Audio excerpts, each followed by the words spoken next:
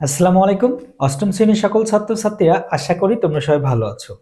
আজকে আমি তোমাদের জন্য নিয়ে এসেছি অধ্যায় 7 এর আমাদের যে সেট চ্যাপ্টারটি রয়েছে, সেই সেট চ্যাপ্টারের 16 নং প্রশ্নের গ এবং ঘ নং প্রশ্নের সমাধান।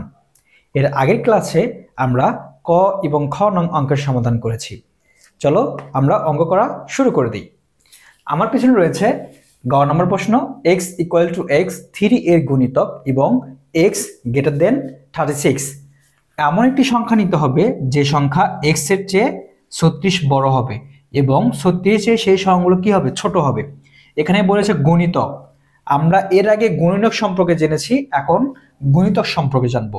কত গুণিতক বলছে? 3 এর গুণিতক বলছে, 3 এর গুণিতক এবং গ নম্বর অঙ্কের সমাধান আমরা চলে আসি। গ নং সমাধান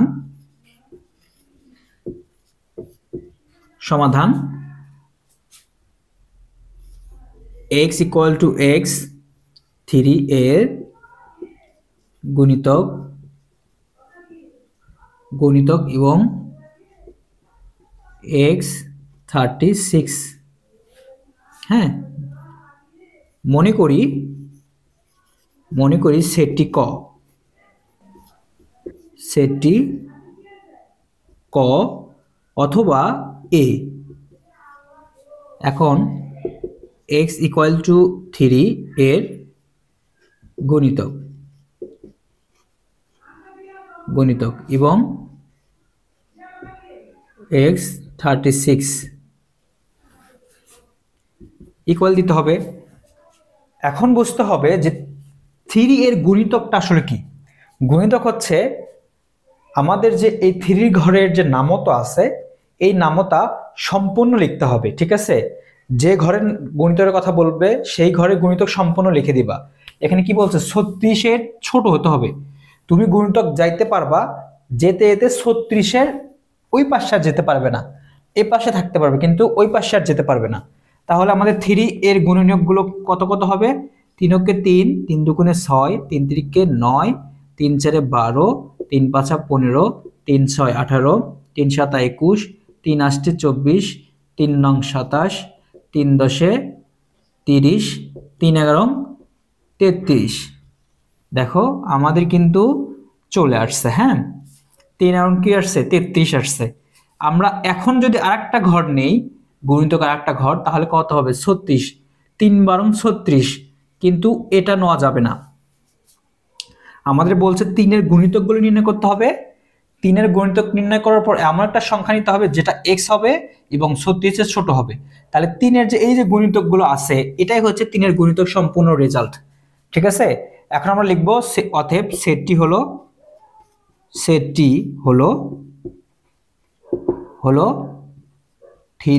6 9 12 15 18 21 24 27 30 33। এটা হচ্ছে আমাদের কি? এটা আমাদের অ্যান্সার, ঠিক আছে? এই যে গণিতকটা আছে, গণিতক হচ্ছে সম্পূর্ণ নামতা দিয়ে দিবা। সম্পূর্ণ কি? নামতা। আমরা যদি 3 এর ঘরের নামতা বলি, তাহলে 3 এর ঘরের নামতা কিন্তু 10 পর্যন্ত গুণ করলে 30 হয়। 3 11 33 হয়। এই যে 33টা পাওয়া গেছে, এটা 3 11 33। এখানে যেহেতু 36 এর কথা বলছে, তার জন্য আমরা 33 পর্যন্ত যেতে পারছি। এখানে যদি 30 পর্যন্ত বলতো, তাহলে আমরা 30 পর্যন্ত যেতে পারতাম, ঠিক আছে? গুণিতক মানে কি? গুণিতক মানে হচ্ছে তাহলে এই যে গুণ করে যে সংখ্যাটা বের করতে হয়, সেই সংখ্যাটা আমরা কি বলি? গুণিতক বলি, ঠিক আছে? আশা করছি তোমরা গ নং প্রশ্নের সমাধানটি বুঝতে পেরেছো। এখন আমরা ঘ নং প্রশ্নের সমাধান করব। তার আগে আমি একটু সময় দিচ্ছি, তোমরা একটু লিখে নাও। আমার বোর্ডে জায়গা নেই, তার জন্য আমি অঙ্কটি মুছে দিচ্ছি। এখন আমরা ঘ নং প্রশ্নের সমাধান করব।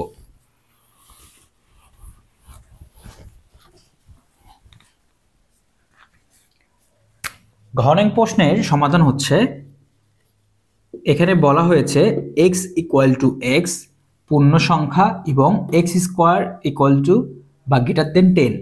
হ্যাঁ, আমাদের এখানে বর্গ করা আছে, কিন্তু এই যে দেখো এক্স এর উপর স্কোয়ার দিছে, এটা কি করা আছে? বর্গ করা আছে। তাহলে এখানে এমন একটি সংখ্যা নিতে হবে যে সংখ্যাটি এক্স ছোট থাকবে, 10 বড় থাকবে। সেটা কোন সংখ্যা নিতে হবে? পূর্ণ সংখ্যাতে নিতে হবে। পূর্ণ সংখ্যায় এক্স স্কোয়ার যেটা আছে সেই সংখ্যাটি এই যে সংখ্যার চেয়ে ছোট থাকবে। তাহলে মনে করি সেটটি এ অথবা ক। হ্যাঁ, এক্স ডট এক্স পূর্ণ সংখ্যা এবং এক্স স্কোয়ার 10। পূর্ণ সংখ্যা বাস্তবায়ন করতে হলে বলতে হবে যে এখানে এমন একটি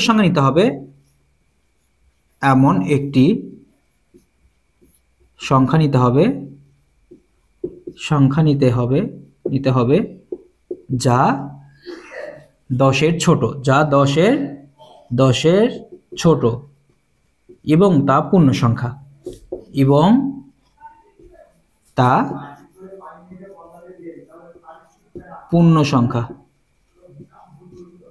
ঠিক আছে। এখন আমাদের যে বাস্তবায়ন করতে হবে, দেখো কি করতে হবে। এখন হচ্ছে আমরা যদি প্রথমে পূর্ণ সংখ্যার কথা যেহেতু বলা হয়েছে, তাহলে প্রথমে নিতে হবে 0 1 2 3 -1 -2 -3। এটা কেমন দিলাম জানো? পূর্ণ সংখ্যার রূপ হচ্ছে 0 থেকে সামনে দিকে বিয়োগ দিতে হয় এবং 0 থেকে পিছন দিকে 3 পর্যন্ত নিতে হবে। সামনে থেকে পিছন দিকেও 3 পর্যন্ত নিতে হবে, পিছনে 0 থেকে 3 পর্যন্ত নিতে হবে। তুমি যদি এই 3 উপর স্কোয়ার দাও, তাহলে স্কোয়ার যদি দাও, এটার উপর স্কোয়ার দাও, দেখো এটার উপর স্কোয়ার দাও, তাহলে মান কত আসে?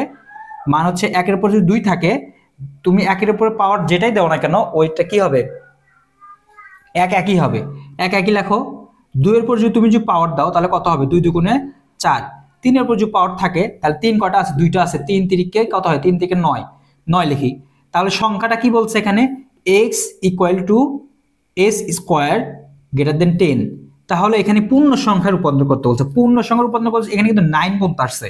তাহলে এক্সটা হবে কি? এটা হচ্ছে x, এটা হবে x এর মান। এই যে এই মানটা দেখো, এই মানটা হচ্ছে x স্কোয়ারের মান, ঠিক আছে। তাহলে এখানে আমাদের গ্রেটার দেন 10 আছে, আমরা কিন্তু 9 পর্যন্ত গেছি। 9 পর্যন্ত যাওয়ার পর এই যে এই পাশে গ্রেটার দেন 10 আছে, ঠিক আছে। তাহলে আমাদের উত্তর কি হবে? অতএব -3 -2 -1 0 1 2 3, এটাই হবে আমাদের অ্যান্সার। বর্গের নিয়ম, এটা হচ্ছে বর্গের নিয়ম, ঠিক আছে। এই নিয়মটা তোমাদেরকে আগে বুঝতে হবে। বর্গের নিয়ম বের করার পরে আমরা যে স্কোয়ার দিচ্ছি, স্কোয়ারের মান হচ্ছে 3-এর সঙ্গে 3 গুলো 9 হয়।